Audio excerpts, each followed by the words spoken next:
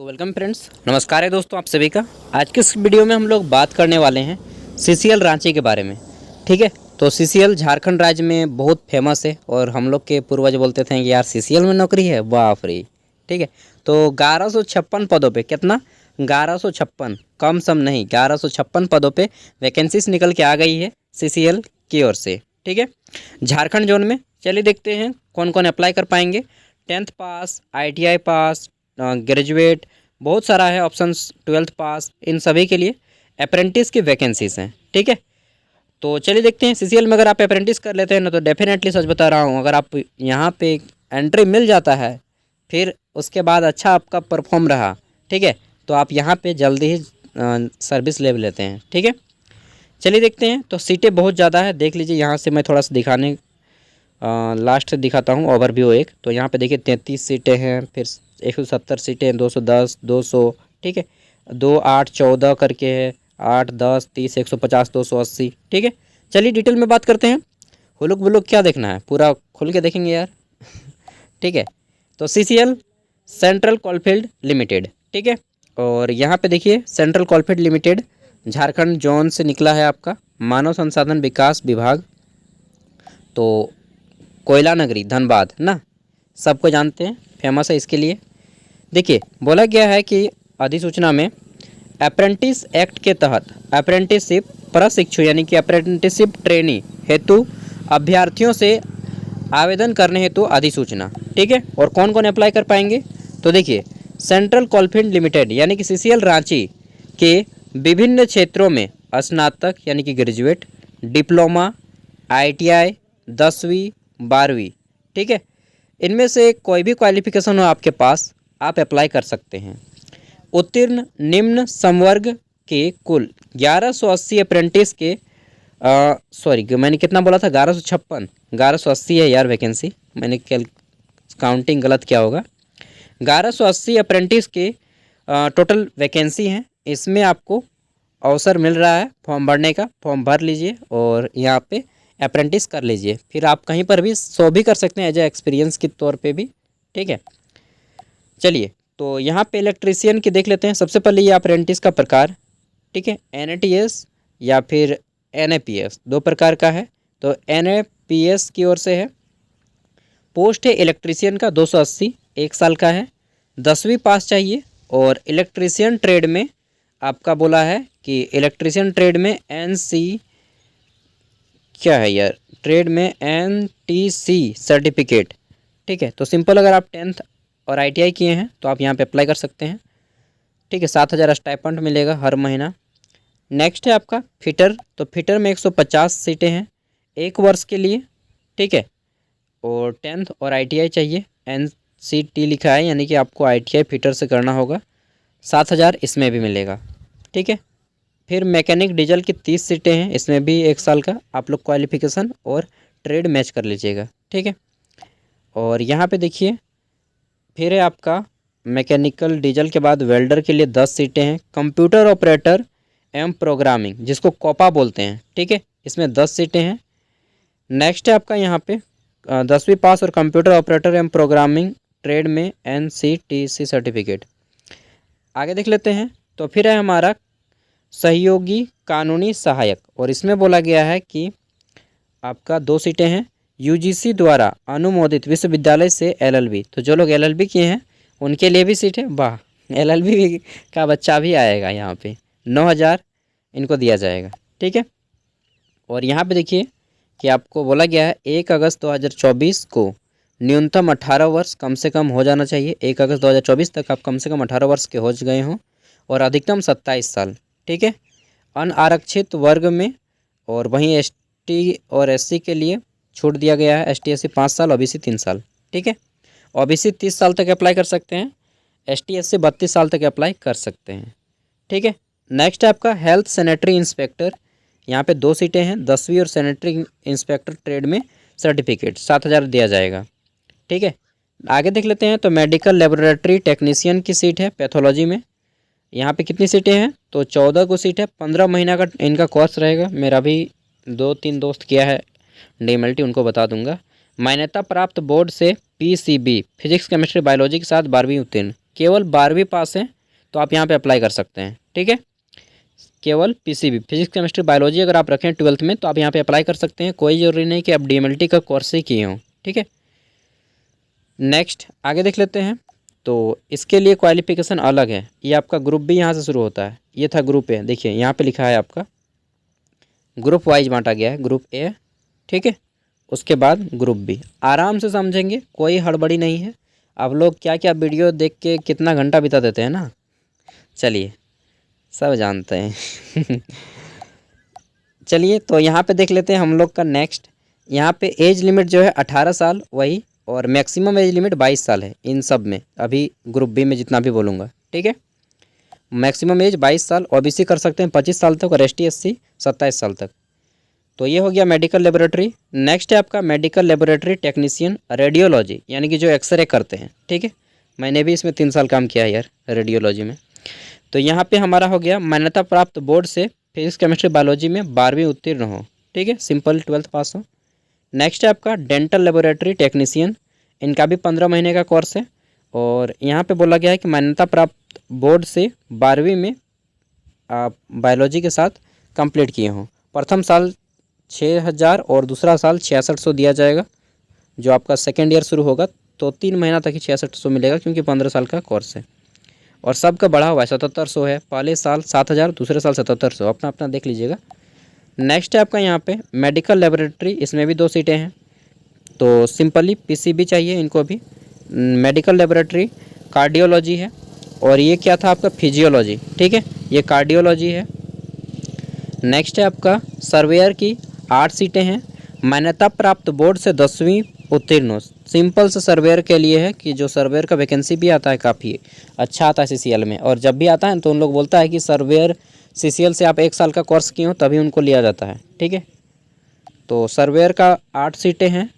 10वीं पास उत्तीर्ण हो, 6600, पहले साल 6000, दूसरे साल 6600 दिया जाएगा। ठीक है, मतलब सब में 10% बढ़ा जाता है दूसरे साल। वायरमैन की 5 सीटें हैं, 2 साल का कोर्स है इनका। मान्यता प्राप्त बोर्ड से आप सिंपली 10th पास हो। ठीक है, नेक्स्ट है आपका multimedia and web page designer. तो मल्टीमीडिया और वेब पेज डिजाइनर 10वीं पास उत्तीर्ण हो। ठीक है यार, ये कंप्यूटर वाला कोर्स है, इसको अच्छा है, मतलब जिनको कंप्यूटर वगैरह के फील्ड में जाना है तो मल्टीमीडिया एंड वेब पेज अच्छा है। नेक्स्ट है आपका mechanic repair and maintenance of vehicle, इसमें आपको बाइक वगैरह आ जाता है। 2 साल का मिनिमम 10th पास क्वालिफिकेशन है। ठीक है, और फिर आता है अंतिम ग्रुप बी में मैकेनिक अर्थ मूविंग मशीनरी, इसमें भी 2 साल का है और 10th पास मांगा गया सिंपली। तो अच्छा है, ज़्यादा हायर क्वालिफिकेशन नहीं है। नेक्स्ट आता है group C, and group C में आपका आ जाता है, इसमें हाई मतलब क्या बताएं, नंबर ऑफ़ वैकेंसीज़ की संख्या काफ़ी ज़्यादा है। ठीक है, तो इसमें है पहला खनन, जो माइनिंग का रहते हैं, खनन इंजीनियरिंग, इसमें 200 सीट्स हैं, 1 साल का है। और बोला गया है कि माइनिंग में डिप्लोमा किए हों। कितना? माइनिंग में डिप्लोमा। ठीक है, तो माइनिंग में डिप्लोमा किए हों तो आप इसमें अप्लाई कर सकते हैं। सीट बहुत ज़्यादा है। ठीक है, लेकिन 8000 रुपया दिया जाएगा। कोई बात नहीं, अगर सीसीएल में अप्रेंटिस कर लीजिएगा ना तो यहाँ पे समझ लीजिए कि जब भी वैकेंसी आएगा जॉब लेने का संभावना काफ़ी ज़्यादा हो जाता है। ठीक है, फिर है आपका गैर खनन। ठीक है, जो नॉन माइनिंग है, नॉन माइनिंग इंजीनियरिंग, उनके लिए भी 210 सीटें हैं और इनका भी 1 साल का है। और बोला गया है इसमें आपका कौन कौन सा ट्रेड है, तो देखिए ट्रेड का नाम है इलेक्ट्रीशियन यानी कि विद्युत यांत्रिकी यानी कि मैकेनिकल, असैनिक कंप्यूटर विज्ञान यानी कि कंप्यूटर साइंस, असैनिक कंप्यूटर साइंस, इलेक्ट्रॉनिक्स संचार यानी कि इलेक्ट्रॉनिक एंड कम्युनिकेशन, इलेक्ट्रिकल और इलेक्ट्रॉनिक्स इंजीनियरिंग में डिप्लोमा। ठीक है, इन सभी में आप किसी में भी अगर किए हों तो आप अप्लाई कर सकते हैं। और इनके लिए जो है एज लिमिट, अभ्यर्थी वर्ष 2020 के बाद डिप्लोमा ग्रेजुएट हो। सबका अलग अलग क्वालिफिकेशन है, सबका अलग अलग एज है। ठीक है, ग्रुप सी में क्वालिफिकेशन क्या रखा गया है कि आप जो है अपना डिप्लोमा का डिग्री आफ्टर 2020 के बाद हासिल किए हों। ठीक है, अगर आप 2020 में भी हासिल किए हों फिर भी आपका नहीं होगा। ठीक है, आगे देख लेते हैं। तो फिर है आपका यहाँ पे, 1 मिनट यार, मेटलर्जी का नहीं है, मेरा भाई मेटलर्जी किया है, इलेक्ट्रॉनिक्स इंजीनियरिंग नहीं है, धातु कर्म विज्ञान ना। नेक्स्ट देख लेते हैं। तो अगला है हमारा यहाँ पे खनन इंजीनियरिंग। खनन इंजीनियरिंग में आपका 24 सीटें हैं, 1 वर्ष का खनन में इंजीनियरिंग, सेम है ना, खनन इंजीनियरिंग इसमें भी, हाँ सेम है दोनों। आगे देख लेते हैं। और इसमें सॉरी, इसमें जो है आपका डिप्लोमा मांगा गया है। देखिए इसमें डिप्लोमा है खनन इंजीनियरिंग में, डिप्लोमा, और इसमें आपका जो है ग्रेजुएट है। ठीक है, सैलरी इसमें थोड़ा सा ज़्यादा है, 9,000 रुपया। सैलरी नहीं, इसको स्टाइपेंड बोला जाता है। फिर है आपका खनन, जो गैर खनन है, इसमें 170 सीटें हैं। और इसमें भी बोला गया है आपका ग्रेजुएट की डिग्री हो, लेकिन किस में, विद्युत, यांत्रिकी, असैनिक, कंप्यूटर विज्ञान, इलेक्ट्रॉनिक, संचार, इलेक्ट्रिकल, इलेक्ट्रॉनिक इंजीनियरिंग में ग्रेजुएट दैट मीन्स बीटेक। ठीक है, बी या बीटेक किए हों। तो ये चीज़ें हो गई। नेक्स्ट अंतिम आता है ग्रेजुएट लेवल पे, एक बीकॉम का ले लिया गया है। ठीक है, बीकॉम में ग्रेजुएट हो, 9,000 रुपये आपको दिया जाएगा। इसमें क्या है, तो बोला गया है कि गैर खनन 33 को सीट है बीकॉम का, 1 वर्ष का है, तो 9,000 दिया जाएगा। ठीक है, और सब में ग्रेजुएट लेवल जितना भी है 2020 के बाद आप क्वालिफाइड हो, या फिर डिप्लोमा भी है तो 2020 के बाद क्वालिफाइड हो। ठीक है, आपका सर्टिफिकेट आया हो।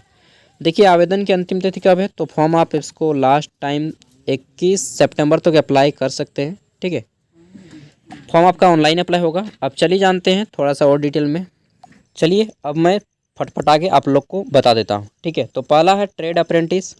इसमें अनिवार्य योग्यता मैंने बता दिया है कि आपको 10th पास चाहिए, प्लस आपका जो है ITI का सर्टिफिकेट चाहिए। ठीक है, और उम्र 18 से 27 साल होना चाहिए। OBC को 3 साल की छूट, ST SC को 5 साल की छूट हमेशा दिया जाएगा। फ्रेशर अप्रेंटिस में सिंपली आपको 10th पास चाहिए। ठीक है, और इसमें भी उम्र 18 से 27 साल रखा गया है। और फिर है आपका ग्रेजुएट अप्रेंटिस। ग्रेजुएट अप्रेंटिस में क्या है, या डिप्लोमा अप्रेंटिस। ठीक है, इसमें आपका 2020 के बाद पास आउट होने चाहिए। ठीक है, ग्रेजुएट या डिप्लोमा जो भी है आपका। तो ये हो गया। अब देख लेते हैं हमारा यहाँ पे कि, और हाँ एगो में जो एज लिमिट है आपका, ये फ्रेशर अप्रेंटिस जो सिंपली 10th पास वालों के लिए, इसमें आपका उम्र 22 साल मैक्सिमम होना चाहिए। ठीक है, हाँ अब हमारा आता है कि भाई हम अगर उन व्यक्तियों को प्राथमिकता दी जाएगी यहाँ पे, जो लोग कौन है, तो पहला अगर किसी का ज़मीन गया है CCL में तो उनको जो है प्राथमिकता दी जाएगी। वैसे बहुत कम लोग हैं, चंद लोग जिसका ज़मीन गया है। ठीक है, मतलब गया है लेकिन भरने वाले बहुत कम लोग होते हैं, क्योंकि जिनका ज़मीन गया वो लोग तो लाखपति बन गया है। ठीक है, उसके बाद पहला हो गया जिनका ज़मीन गया है। दूसरा ये भी उसी टाइप से है, जो वार्ड से है, एम्प्लॉयमेंट वार्ड से। ठीक है, तो एम्प्लॉयमेंट वार्ड से जो हैं उनको भी प्राथमिकता दी जाएगी। और तीसरी प्राथमिकता दी जाएगी जो झारखंड में अवस्थित संस्थानों से उत्तीर्ण हैं। यानी कि अगर आपने जो भी कोर्स किया है 10th 12th ग्रेजुएशन या ITI या फिर जो भी मेडिकल कोर्सेस हैं, अगर आप झारखंड से ग्रेजुएट हैं या झारखंड से वो कोर्स कंप्लीट किए हैं, जो भी कोर्स किए हैं, तो आपको प्राथमिकता दी जाएगी।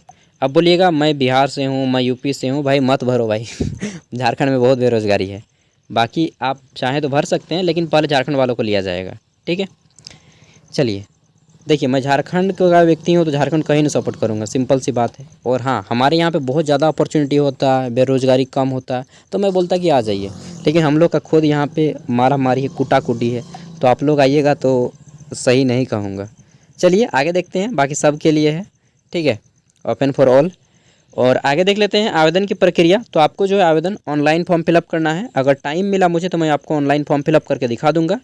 ये आपका कहाँ से अप्लाई होगा, तो www.apprenticeshipindia.gov.in से आप अप्लाई कर सकते हैं। ठीक है, वहीं पे बात कर लेते हैं। तो आपको जो है कोई भी व्यक्ति अगर इससे पहले आप अप्रेंटिस कर चुके हैं तो दोबारा आप अप्रेंटिस नहीं कर पाइएगा। ठीक है, फॉर्म आपका 21 सितंबर तक आप भर सकते हैं, 21 सितंबर। ठीक है, 21 सितंबर 2024 फॉर्म भरने का लास्ट डेट है। कि समझ लें ना यार, समझ गए ले ना। हाँ चल, तो कंप्लीट हो गया मेरा यहाँ पे इस वीडियो को बनाना। और सिलेक्शन का प्रोसेस क्या रहेगा वो थोड़ा जान लीजिए। तो बोला गया है कि चयन की प्रक्रिया में सिर्फ उन्हीं ही अभ्यर्थियों को जांच किया जाएगा जो पहला टाइम पे फॉर्म भरेंगे। ठीक है, और सही सही भरेंगे। दूसरा, NAPS से संबंधित प्रशिक्षण हेतु अभ्यर्थियों का चयन अनिवार्य योग्यता आधारित प्राप्तांकों के आधार पर किया जाएगा। कोई भी एग्जाम नहीं लिया जाएगा, जो आपका मार्क्स रहेगा उसी के आधार पर आपको स्कोर करके उठाया जाएगा।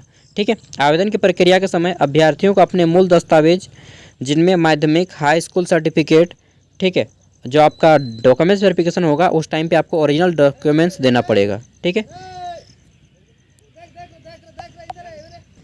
वीडियो को बीच में रोकना पड़ा क्योंकि एक धामना सांप आ गया था, बहुत लंबा, लगभग 5 फीट से ज़्यादा लंबा। ठीक है, तो उसको मेरे सामने से गुजर गया और मैं नहीं देखा। वीडियो में इतना मग्न हो जाता है आदमी। फिर दूसरे आदमी ने दिखाया तो मैं दौड़ के भाग गया। ठीक है, देखिए खेत साइड में सोचा कि आके थोड़ा आराम से आज रोड किनारे सड़क पे बैठ के वीडियो बनाऊंगा, लेकिन यहाँ पे तो धामना सांप है यार, इतना मोटा था ना। चलिए कोई बात नहीं, धामना कुछ नहीं करता है, खरीस होता तो देखा जाता। ठीक है, चलिए आगे बढ़ते हैं। डरते हैं कि आप लोग सांप से? डर तो हमें भी लगता है, लेकिन जो विषैले होते हैं उनसे। ठीक है, जैसे चीती हो गया, खरीस हो गया, ठीक है, और सियार चांदा हो गया। चलिए आगे देखते हैं नेक्स्ट।